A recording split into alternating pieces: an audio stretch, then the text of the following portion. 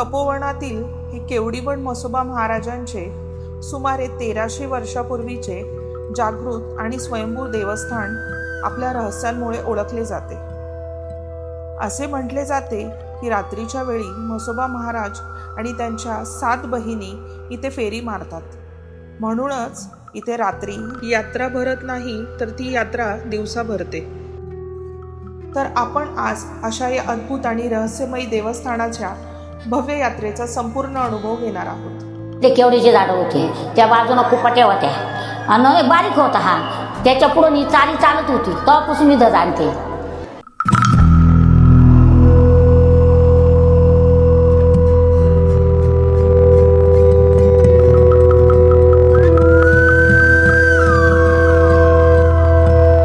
Hello everyone, नमस्कार। तर आज आपण आलो आहेत केवडीवन म्हसोबा महाराज देवस्थान इथे। हे अतिशय जागृत स्थान आहे। मागच्या व्हिडिओमध्ये मी तुम्हाला या मंदिराची संपूर्ण डिटेल दिले होते। तर तुम्हाला जर या मंदिराचा संपूर्ण इतिहास, सगळी माहिती जर जाणून घ्यायची असेल तर तुम्ही माझा मागचा व्हिडिओ बघू शकता। त्याचप्रमाणे आज आहे केवडीवन म्हसोबा महाराज यांची यात्रा आणि आज मी तुम्हाला या व्हिडिओमध्ये या यात्रेची संपूर्ण माहिती देणार आहे। तर ही जी यात्रा आहे ही सकाळी 5 वाजता सुरू होते ते संध्याकाळी 7 वाजेपर्यंत असते। तर इथे कुठल्या कुठल्या पूजा होतात, त्यानंतर महाप्रसाद, सगळ्या गोष्टींची डिटेलमध्ये माहिती तुम्हाला आज या व्हिडिओमध्ये मिळणार आहे।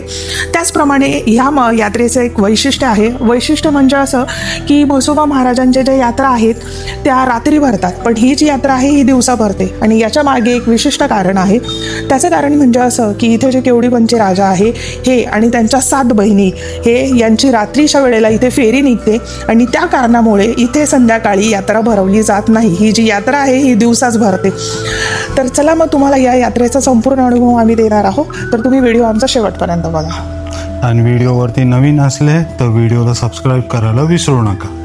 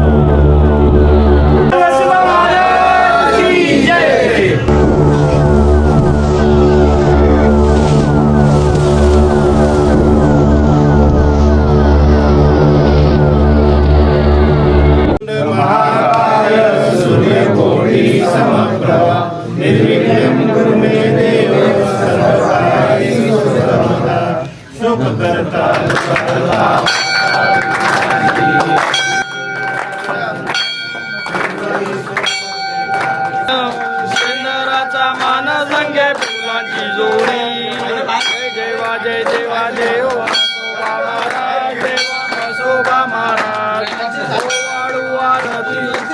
वाढू आरती देवा कौशरणा सगळ्यान,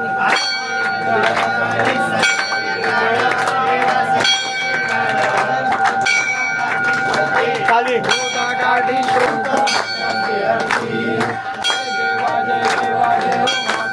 महाराज, देवा म्हसोबा महाराज।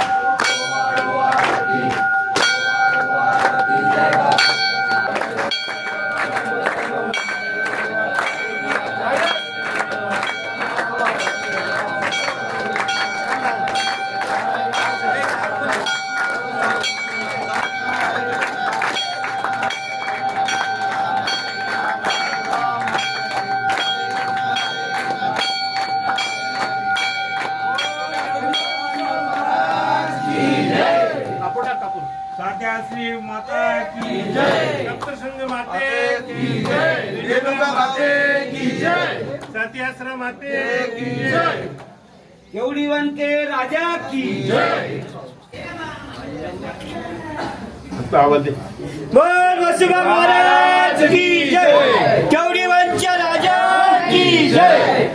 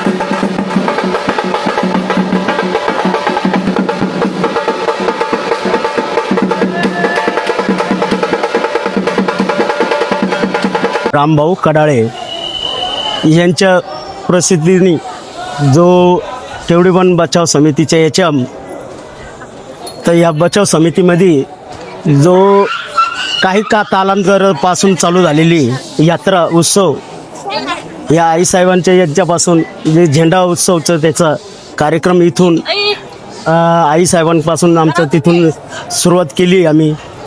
तर हे बचाव समिती केवढीवन जो आहे तर आता हे फार एकदम परिसर फार हे होता त्या टायमाला. त्या दिवसपासून त्यांनी तिथून सुरुवात केलेली.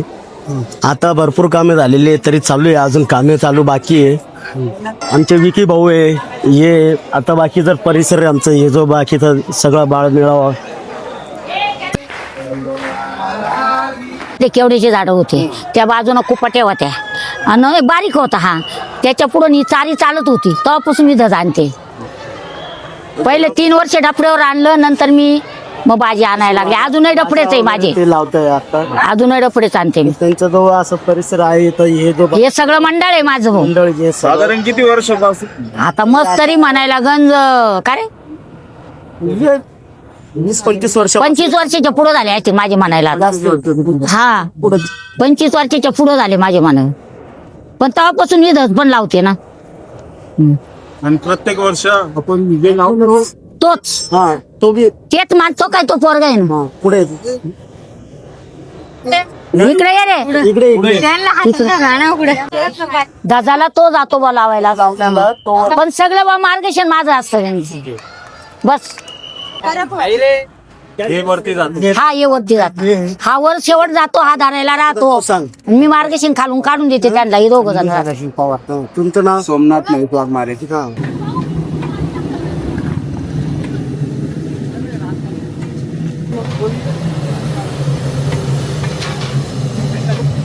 काय बनवताय तुम्ही मसाला भात, पायनॅपल शिरा प्रसादासाठी? प्रसादासाठी. हो 1001 किलो तांदळाचा मसाला भात हा आणि 501 किलो रवा, ओके. पायनॅपल शिरा. पायनॅपल शिरा. हो चालेल. शुद्ध गावठी तुपात.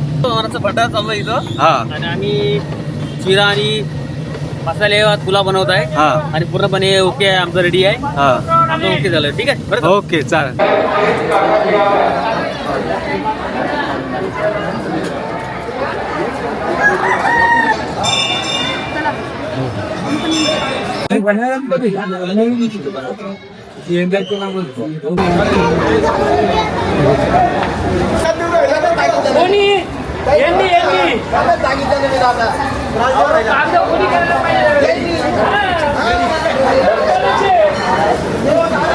कडून गाड्या टो करण्यात येते. एवढं आणि ते बाकीचं का?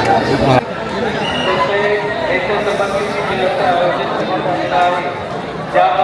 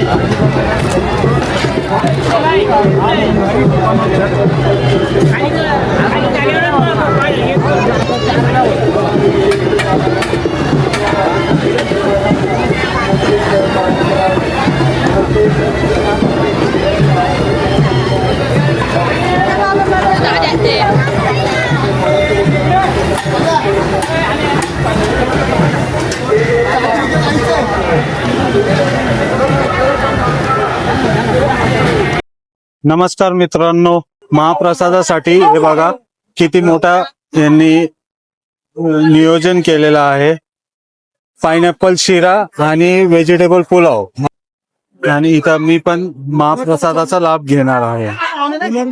आणि इथं ज्यूसची पण सुविधा केलेली आहे. उन्हामुळं ज्यूस पण देत आहे हे बघ.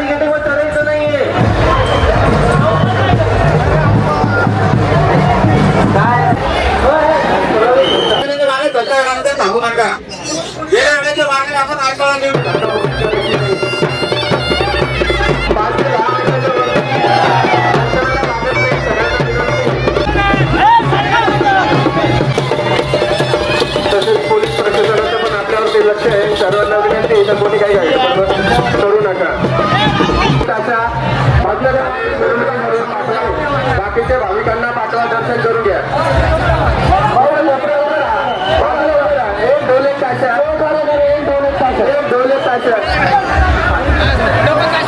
बाजूला उभे राहा, बाजूला उभे राहा. दर्शन करा, वाजू नका फक्त. ठीक आहे, आता आले, एक मिनिट, आता आले, तुम्ही दर्शन करून घ्या, वाजू नका.